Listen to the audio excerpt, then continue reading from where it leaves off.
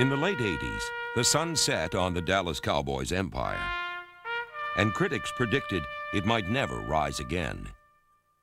But the Cowboys proved that Rome could be rebuilt in a day, and Dallas soared to heights that only they could have foreseen.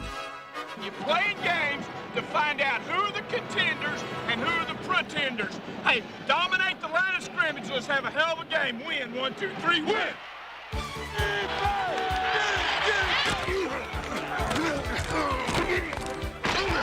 Their versatile and punishing defense was the NFL's best. Got a war on the heads for 4 minutes. Let's go. They were never out-hustled or out-muscled, out-thought or out-fought. Get down, get down. First and 10, Dallas at the 24. Aikman, deep ball, looking for Harper on the goal line. Oh, nice catch! Touchdown, Cowboys! The 1992 Cowboys won the most games in their storied history. And by season's end, the youngest team in the NFL was also its best.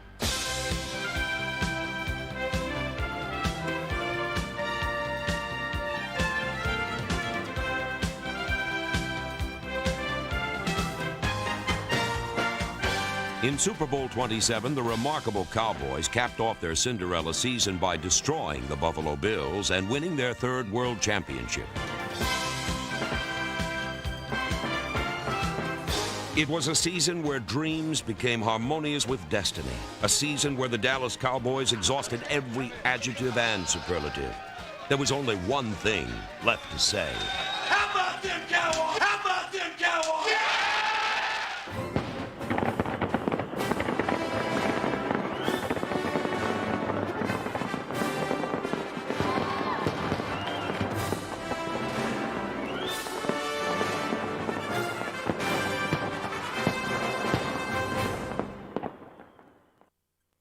We're gonna win tonight. Cowboys, Redskins, you were the Super Bowl champions last year. This year, it's our turn.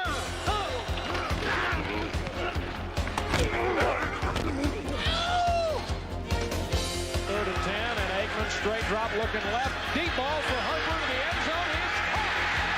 Cowboys. It couldn't have been thrown any better. They're gonna rush the Kelly Goodburn punt, and they blocked it in the end zone. Through the back of the end zone for a safety. Victory over the world champion Redskins foreshadowed the immense possibilities of this team. There's a block, 30, there's a block, 40, there goes Calvin Martin. This one's going 79 yards. Calvin Martin, touchdown, Dallas Cowboys. What a great, great run by Calvin Martin. Look at you. What did I say? I said we'd beat the Redskins, but let me tell you something. And just like I said last week, what did I tell you last week? Last week, I said, you know, that once you show up on Wednesday, we don't want to hear another word about Washington. Enjoy the thing tonight, but we don't want another thing about Washington. All I want to hear about Wednesday is the New York Giants. In New York, the Cowboys got off on the right foot. Big rush, and they block the punt. Robert Williams at the 4, rolls to the goal line. Touchdown, Cowboys. Victory in Week 2 was primed by a unit that was special all season. Make the play. Run your ass off. We're kicking middle. Kicking middle. Run it. Read it. Make a play. Let's go, baby. Cowboys special teamers hit so hard and so often that it was unsafe even for spectators. But rookie kicker Lynn Elliott and punter Mike Saxon learned that the real fun was watching the NFL's second leading return specialist, Kelvin Martin. Runs up under it at the 26, left at the 30, 35, and a big hole. The 50, the kicker to beat. He's going to tie Bob Hayes. Team record. Touchdown, Kelvin Martin. 74 yards. While the special teams created the early season rhythms, the offense picked up the beat against the Cardinals. And Aikman, play fake, is going to throw. Good protection, throws the ball out. Nice catch. Irvin on the left sideline, escaping at the 25. Down to the 40 with a block. Turns right and left again at the 40. And Irvin to the 25. And Irvin gets a block from Novacek to the 5. And Michael Irvin goes 87 yards. 3 straight victories were beautifully choreographed, but the season took its first wrong steps against the undefeated Eagles. Defeated but not intimidated, the Cowboys knew that soon there would be a payback. Right back, Bill. We're going to be fine. We'll get it right back. Trick or treat.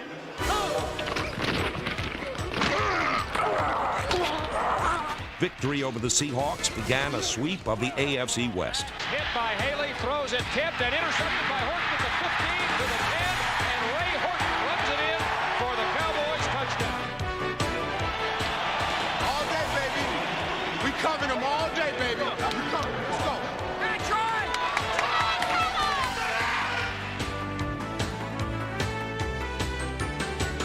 The Cowboys defeated the Chiefs for their 5th win in 6 games. And their faithful and rabid fans were a big part of every victory. We had those fans behind us there in Texas Stadium. It's like a bull ring. Everybody's sitting right out on the field. And when they can get involved in the game, when our players can hear their emotion, it can make it happen and be something very special. Special was the pep rally at Texas Stadium that attracted 75,000 Cowboy fanatics. Cowboy fever infected people of all ages, from all places. There was no generation gap, for everybody loved the Cowboys.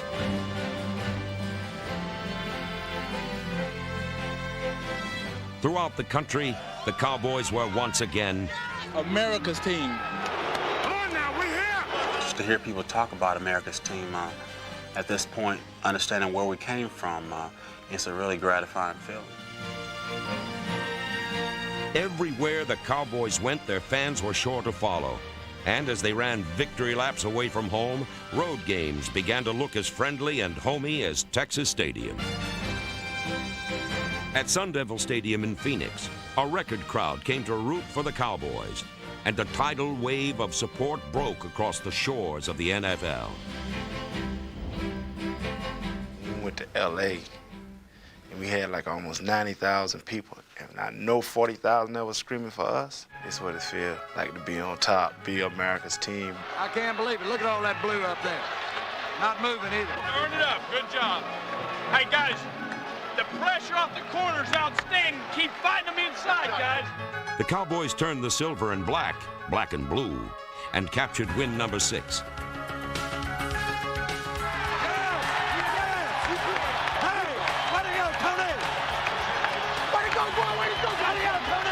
Here's 3rd and long. They pressure him and they sack him and he fumbles the ball, and the Cowboys, Leon Lett has it at the Raiders' 33-yard line.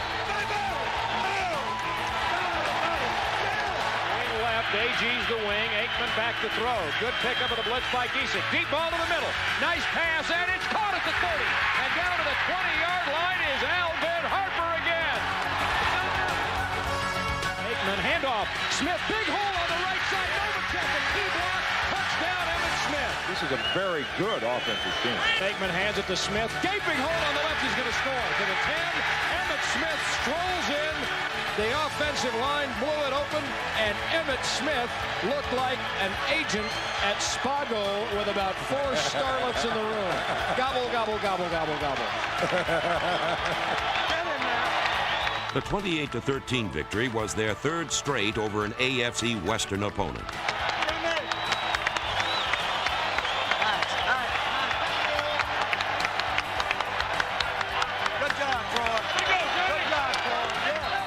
To come in here and win in front of 91,000, that says something for our football team. Our guys are young, but they're growing up in a hurry. Maybe we got used to playing in Los Angeles today. We'll see.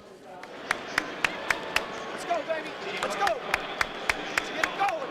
This is Randall. He's going to be Eagle soup today.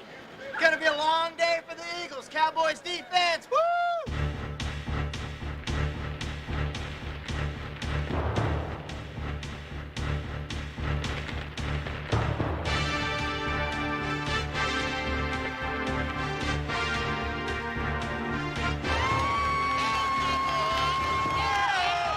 The offensive line of Mark Stepnoski, John Giesick, Nate Newton, Mark Tuinei, and Eric Williams tamed the fierce Eagles defense and turned blind alleys into expressways for Emmitt Smith. And hands it to Smith. Big hole right tackle. right at the 15, and evades a man at the 20, and breaks loose at the 30, and heads right to midfield, and a foot race to the 40-yard line of the Philadelphia Eagles. And the leading rusher in the NFC takes over the offensive plunge. Aikman back to throw, block from Smith, throws it right, Johnston caught it at the 10. Touchdown, Moose! Touchdown, Moose! It's a Moose down. Martin motion right on first down. Pass over the middle, Martin. Oh, nice cut back right at the 15 to the 10. To the 5 with a block from the right out. Touchdown, Calvin Martin. Oh, what a play! Oh, man, what a run by Calvin Martin. Our offense, they were going strong and really wore down Philadelphia's defense. I think the biggest thing about the Philadelphia game was that the defense played so well. The best defense in the NFL belonged to the Cowboys. Short jab step, then when you get your hands on them, you'll turn them. You're too quick for them, okay? Using every player in every conceivable combination, the defense became a relentless tackling machine.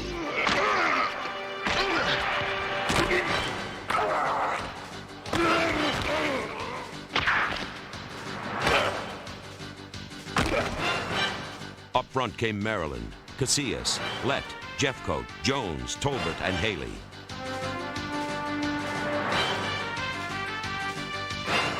Quarterbacks were attacked from all positions and all angles. The result was 48 sacks by a defense that made it almost impossible to convert third downs into first downs. Behind the front line came Norton, Jones, Smith, Miles, and Edwards. Washington, Gant, Horton, Holt, Brown, Everett, Woodson, and Smith patrolled the deep defense. The Cowboys' goal was creating turnovers and turning them into touchdowns. And Russell Maryland grabs the fumble in midair and runs it in for the touchdown. Russell Maryland with his first. Number one defense in the league. Number one defense in the league. Dallas Cowboy defense, unconscious. In the final 8 games, the Cowboys were a team whose second wind blew gale force.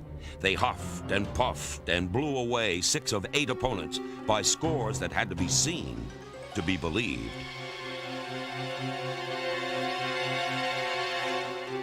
The true test of the character of this team came in Denver, where Troy Aikman generaled his team to a thrilling comeback victory.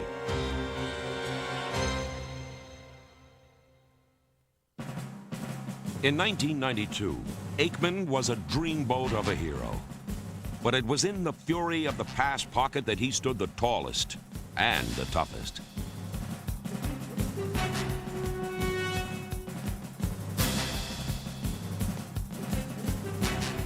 Finally injury-free, Aikman threw for almost 3,500 yards and 23 touchdowns.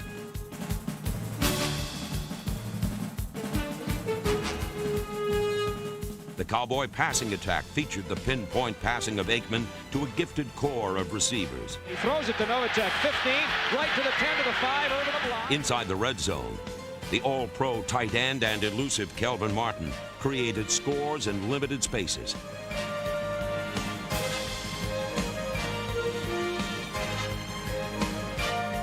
On the flanks, the spectacular was the province of Alvin Harper and all-pro Michael Irvin.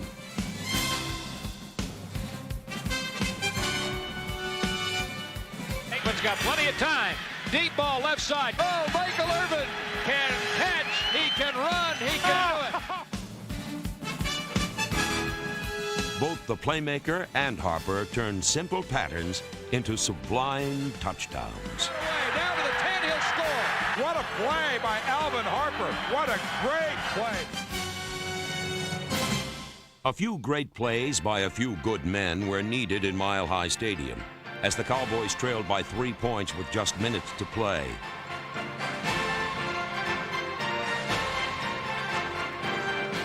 Ignoring chilling temperatures and a heated environment, this cool, calm, and collected young team marched 78 yards to victory.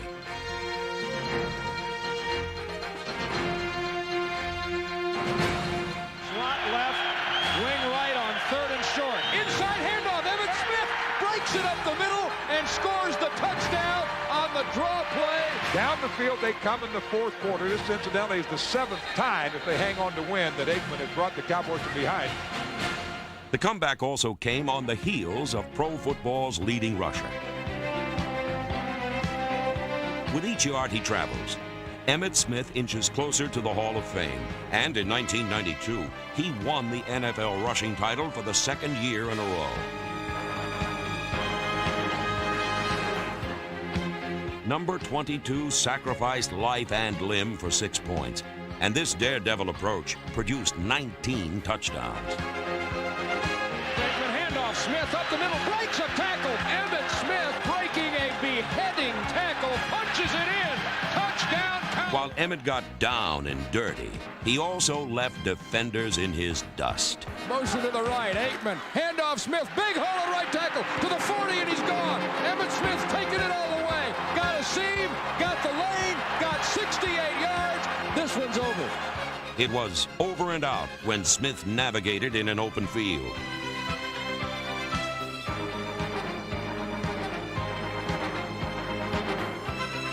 His ability to dominate a football game was never more evident than in the last 2 games of the season. Aikman handoff, Smith coming right, trying to outrun the coverage, makes a cut, gets it. Oh, he's still going. Oh, my God. He's going to score. He's got the 5. It's a touchdown. Emmitt Smith, and it's absolutely ridiculous. It should never have happened, but Emmitt Smith does the impossible, this time from 29 yards out. Oh, this is incredible. This is one of the very best. That is the greatest one I've ever seen in my life. Unbelievable. Let's look from the Bears on first down. Cowboys at the 32. Aikman handoff. Smith coming left. He's got the 25. He's got the 20. He's got the 10. He's got the touchdown. And he's got the NFL rushing championship for the second year in a row. Defeats of the Falcons and Bears gave the NFC Eastern titleists 13 victories and set up the dramatic final stages of the championship chase. Get too many chances, brother. We're not getting too many chances. Let's do it.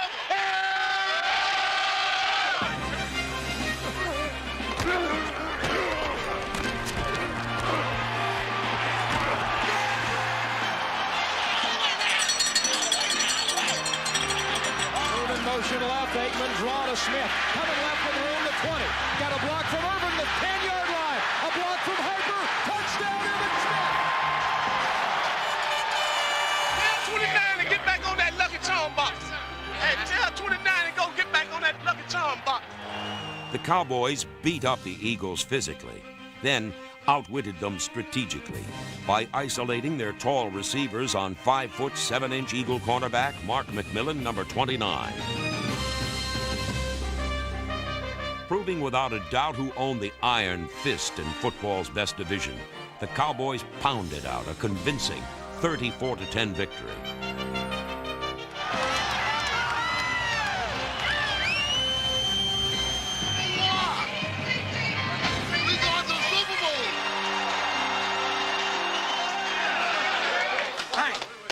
Super job. You are 1 game away from the Super Bowl.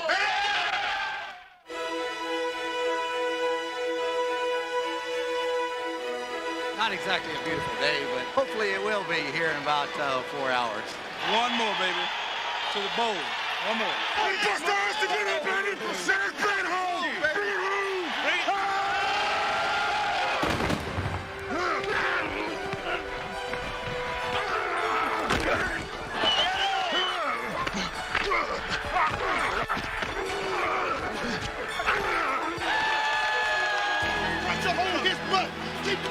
In Candlestick Park, the Cowboys met the team considered the NFL's best and vividly demonstrated that next year's champions had arrived a year early. Get tired online! Get up! Back up!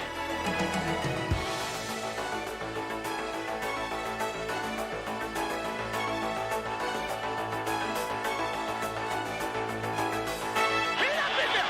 Running back! You the man, baby, you the man! Aikman handoff, Smith coming left. Johnston got the block, and Smith will easily stroll in. Touchdown, Cowboys. Slot right, Aikman back, he's pressured. He throws it out, Smith's there, he's got the first down, coming right to 5. Irvin's block, puts it in. Emmitt Smith carries it in. Another third down conversion, and it's touchdown, Dallas. The Cowboys' glorious past met its glorious present late in the fourth quarter. leading 24-20 with 4 minutes to play. Conventional wisdom dictated a conservative play call by the Cowboys. The Cowboys come out for the biggest drive in probably 12 years. Aikman is going to throw, deep slant, caught, 35, Harper's breaking away, Harper's got midfield. Harper's got the 20, Harper's got the 10-yard line. Wow. What a play. My goodness, what a play. Crowd is really into it. Aikman, a straight drop, good protection.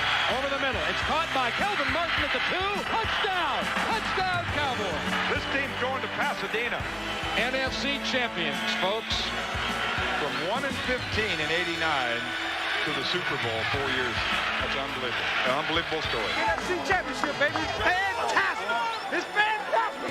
Everybody, you did one hell of a job. And the only thing else I got to say is, how about them Cowboys?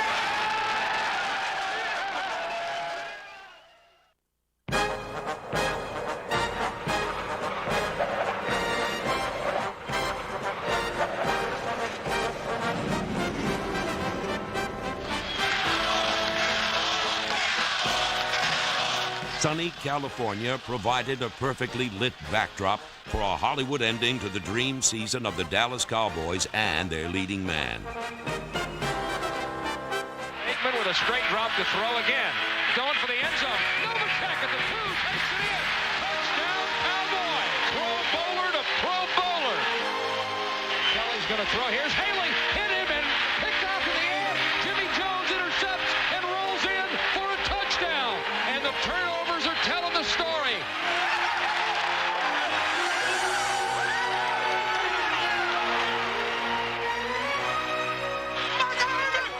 Troy Aikman, the game's most valuable player, completed 22 of 30 passes and threw for 4 touchdowns, including 2 that Michael Irvin punctuated in breathtaking fashion.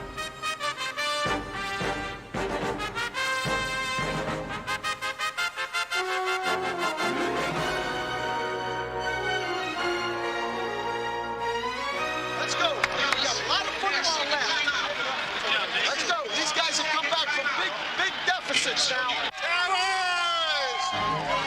Aikman play action fake, slips, gets up, throws a deep ball. Harper's all alone. Touchdown Cowboys. Oh, what a throw.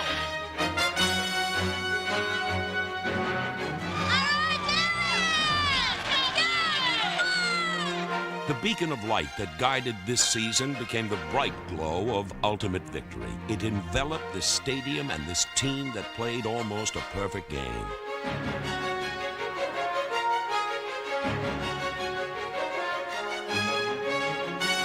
A Cowboy steamroller rolled up and down the Rose Bowl. Emmitt Smith and the Cowboy offense flattened everything in sight, while the defense squashed the Bills by creating 9 takeaways and converting 2 of them into touchdowns. Super Bowl 27 marked the culmination of a startling turnaround. The rebuilding, which began in 1989 as a marathon, ended in a sprint. The astonishing 52-17 triumph was a testament to a group of talented and dedicated players, a visionary owner, and a driven and bold head coach. Jimmy Johnson's taken his team from the absolute worst to the absolute best in 4 years. The Cowboys are back on top of the mountain now. They were there in the 70s, fell off in the 80s. They're back on top. Wow, what a ride it's been. And Dallas, your Cowboys are the champions. How about them Cowboys? Hi, I'm Steve Sable. The 1992 Dallas Cowboys became the best team in pro football by winning the league's toughest division and then dominating the postseason with a unique style that blended both power and precision. In 4 short seasons, the Cowboys had gone from pro football's worst team to its best. This swift rise has prompted many experts to use the dreaded D word, dynasty.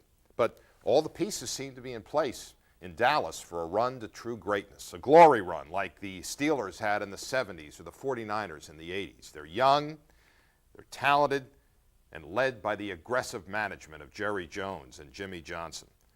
A style of leadership that will continue to take the risks and the calculated gambles in the offseason that will ensure that the Dallas Cowboys will once again be at or near the summit of pro football in 1993.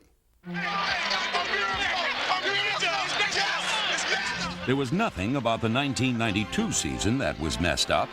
The Cowboys followed a plan that was as rigid as Jimmy Johnson's normal hairstyle. Repeating will be difficult, but the Cowboys will be daring, not timid in the offseason. Our fans have maybe gotten used to a very aggressive approach to how we build a football team. That's the only way to go as far as I'm concerned. We will continue to be very aggressive. We'll continue to take risks. And we've done that. It's worked well for us so far. That's our style, and that's the way we'll go in the future. Much of this future will evolve in summer camp, when the management team of Jones and Johnson hope to plug in young defensive players like number 47 cornerback Clayton Holmes, safety Darren Woodson, and defensive end and tackle Chad Hennings. The last training camp produced number 55 Robert Jones, a middle linebacker who started and starred in his rookie season.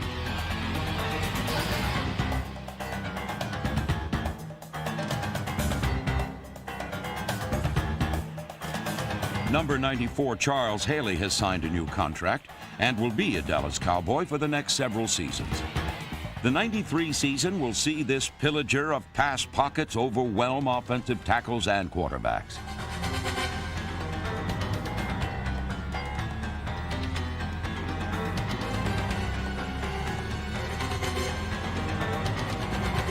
When defenses overcompensate for the presence of Haley, it allows young and upcoming defensive linemen to get in their licks. The Cowboy defense in 93 will feature an aggressive gang-tackling style of play. Standing out in this swarming mass of men will be number 92 Tony Tolbert, Russell Maryland, Jimmy Jones, and that man-mountain Leon Lett, number 78, a player on the verge of certain stardom.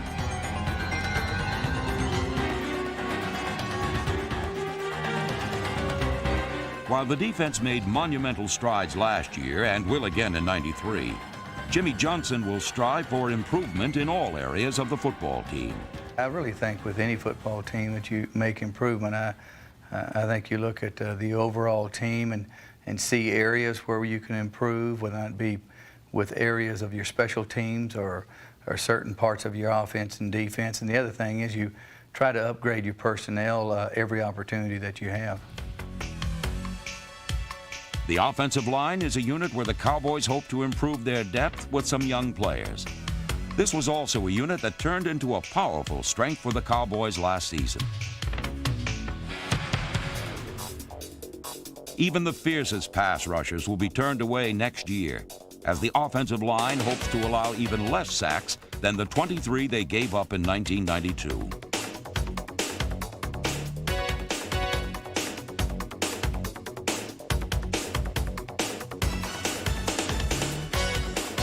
The line's ability to dominate defensive linemen will not only increase point production, it will keep All-Pro quarterback Troy Aikman injury-free for the second straight season. We got enough talent on this team that when we get inside the 20-yard line, we need to get inside the end zone. And that's the difference, I think, between championship teams and great teams. You get a lot of great teams that gets inside the 20 a lot, but they come away with those field goals. But those championship teams, they come away with touchdowns, and that's what we got to do. We got to come away with touchdowns. Touchdowns, whether they are in the red zone or long distance, will be the province of Emmitt Smith, who will once again hope to score the most six-pointers in the league.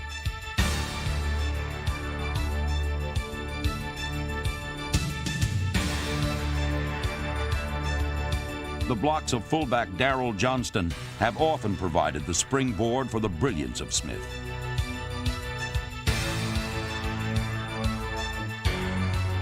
In 1993, Johnston, a clutch receiver, will probably have to handle a little more of the rushing load, an area that the Cowboys may address with a rookie from the draft. But no matter what the manpower situation is, the man will still be Emmitt Smith.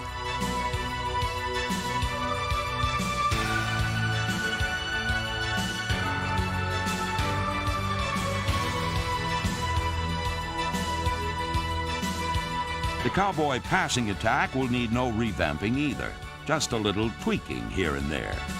With all pros at almost every position, the Cowboys, using the controlled passing game of Norv Turner, will almost certainly improve on the gaudy statistics of last season. Number 80, Alvin Harper, has the skills to develop into a superstar, while the NFL's best tight end will remain Jay Novacek, number 84. And one of the NFL's greatest players in the clutch will again be number 88, Michael Irvin, the playmaker. Inserted into this explosive mix will be Jimmy Smith, who lost almost all of '92 to injury. So the preview for 1993 is a rosy one for this talented team. They are young, they will be deeper, and hopefully hungry for a run at a second straight world championship.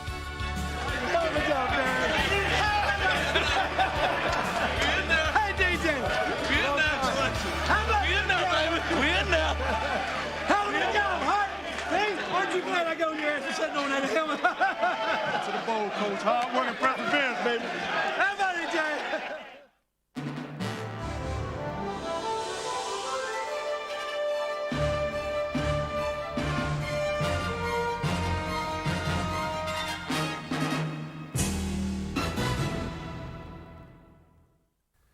While the Cowboys of the 90s are once again America's team, they're clearly different from the original version of the 1970s. That team was laid back and unemotional and typified by one of its greatest players, defensive tackle Bob Lilly. He was the Cowboys' first #1 draft pick, a gentle giant from Texas Christian University who is as country as chewing tobacco and armadillo boots. He was nicknamed Mr. Cowboy, and over the course of a 14-year career, he was both an immovable object and an irresistible force.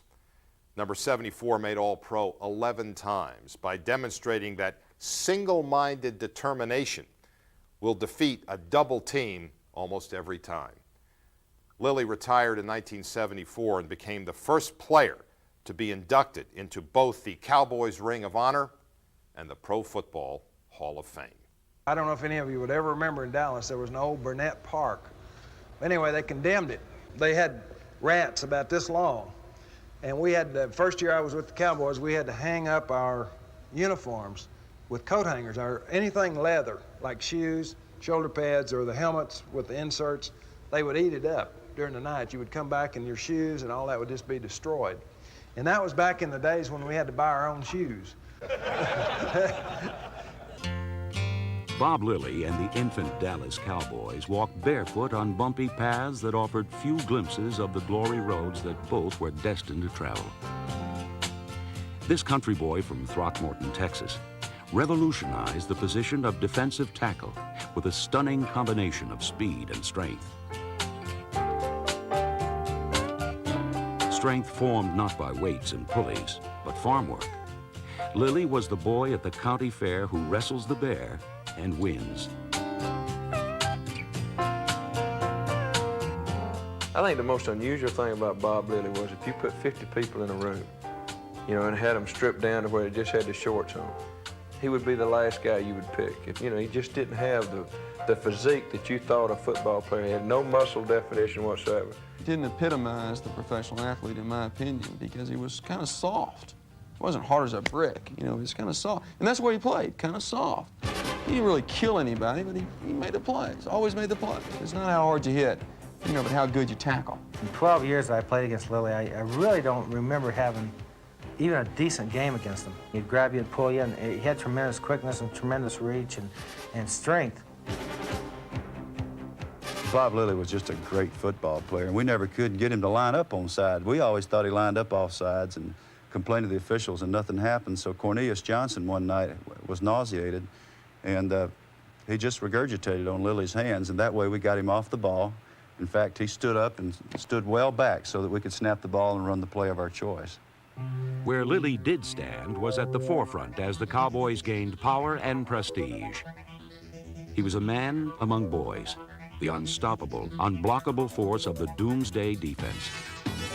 Opponents could neither contain him with a single player, nor run away from him. So they afforded Lilly the ultimate tribute. He was a guy that if they double teamed him, he beat him if they triple teamed him. And very few people I've ever played with. I've never seen many people triple team.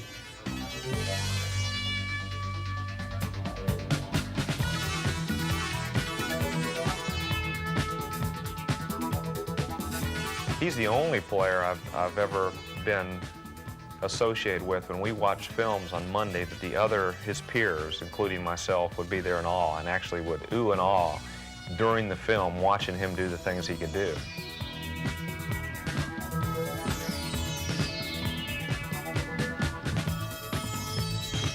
I remember seeing the guard pull, and the center tried to cut him off. When the guard pulls, the center tries to make the block on Lilly, and Lilly jumped over the center, weighing 260 pounds. I just was in awe of that, and never forgot that.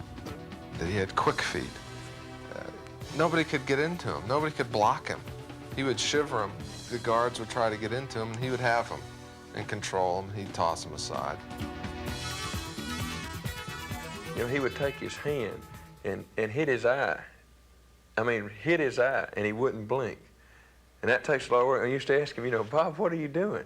I noticed that when you shut your eyes, like if you're on the line, you have a tendency a lot of times when the contact is made to blink your eyes. And so I used to sit in the meeting rooms all the time, and I'd go like this, and I'd just hit my eyeballs even. Oh, yeah, he used to, and I thought he was nuts, you know. Him and Andrew and all them guys would be sitting there, and they'd be hitting it. I said, what in the heck? You know, they've gone schizo on us, you know. When I was playing up there, I would concentrate on the man across from me so much that I could see his whiskers. I would see every little whisker in his face. I would watch the ball over here, and the minute it was snapped, I would go, and I would hit this guy, but never blink my eyes so I could see which side he was trying to get on. Lilly left foes bent but not bloodied, a trait many viewed as a curse, not a compliment. Well, here was this big guy, and he was quiet. He was just kind of gentle because he was so quick and fast, and he was running over people, taking on two blockers and beating them, and yet he wasn't really that mean. I mean, that just wasn't my style. I don't know whether it's, you know, was the way I was brought up or whether it was just that I just wasn't a very mean person, you know, and it was something I just couldn't do if I wasn't that way. Bob Lilly was more like a Bengal tiger, that he didn't really have to confront people and beat them up. He could leap over them or go around them or be smarter than they were and still make the play.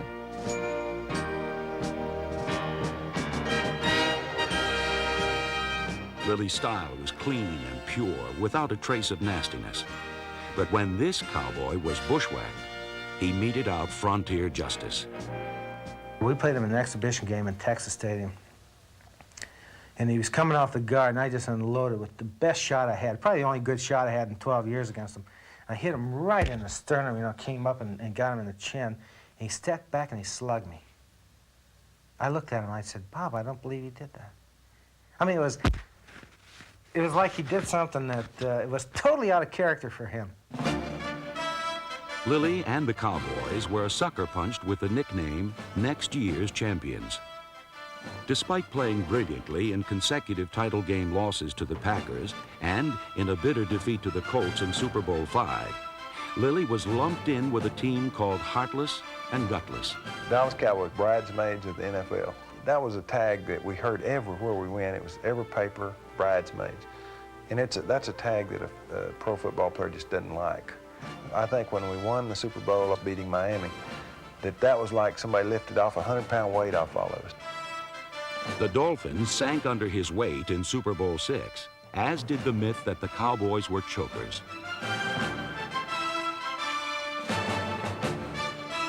He was the team's oldest player, and perhaps more than anyone else understood and celebrated the significance of this victory. Bob Lilly was a gifted athlete. He was a player that was so superior to the people around him. The guy had strength, he had quickness. It took 2 or 3 guys to block him. The best player I ever coached. In 1974, Bob Lilly retired. He was the Cowboys' first #1 draft pick, their first All-Pro, their first inductee into the Ring of Honor, and their first Hall of Famer. Mr. Cowboy had traveled the glory road from Throckmorton, Texas, to Canton, Ohio.